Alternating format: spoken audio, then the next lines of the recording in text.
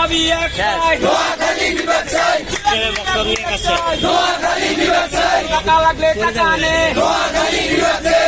নোয়াখালী বিভাগ, নোয়াখালী আমরা সবসময় বিভিন্ন ইয়েদেরকে আমরা দিয়ে আসছি। আমাদের নোয়াখালীতে আমাদের অনেক কিছু এমপি, মন্ত্রী, রাষ্ট্রপতি সব কিছু ছিল, কিন্তু আমরা কোনো সময় নোয়াখালী কোনো দাবি করি নাই।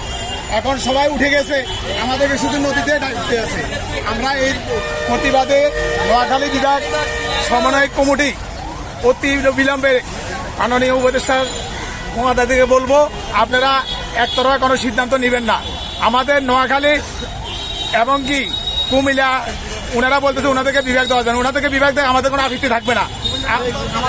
আমাদের কুমিল্লার আরো কিছু দেখ, আমাদের কিছু আসে না। কুমিল্লার লোকজনকে বলবো ওনারা যেন ধৈর্যশীল হয়, আমাদের সাথে যে রংগুলা করতেছে এটা যেন আলোচনা না করে।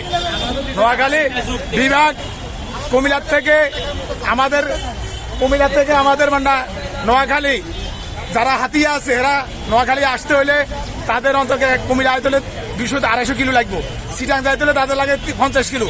তাহলে তারা কেন উল্টা আমাদেরকে দোষারোপ করতেছে? আমাদের দাবি আমরা করতেছি, আমাদের নোয়াখালী বিভাগ অতি জরুরি, নোয়াখালী বিভাগ চাই, দিতে হবে। এটা আমাদের সরকারের কাছে দাবি। চিটাং গেলেও এর জন্য সহজ, ঢাকা আসলে এর জন্য সহজ।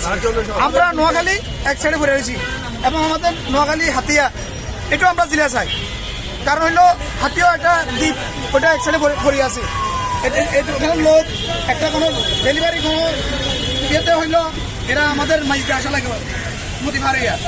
তো ওইখানে আমরা মেডিকেল স্কুল, কলেজ, মাদ্রাসা ওইখানে আমরা চাই। তো এদিকে আমরা আমাদের নোয়াখালী বিভাগ চাই, ইনশাল্লাহ আমাদের নোয়াখালী বিভাগ দিতে হবে। না দিলে আমরা যতদিন পর্যন্ত আমরা এই নোয়াখালী বিভাগ পাবো না ততদিন পর্যন্ত আমরা আন্দোলন চালিয়ে দেবো।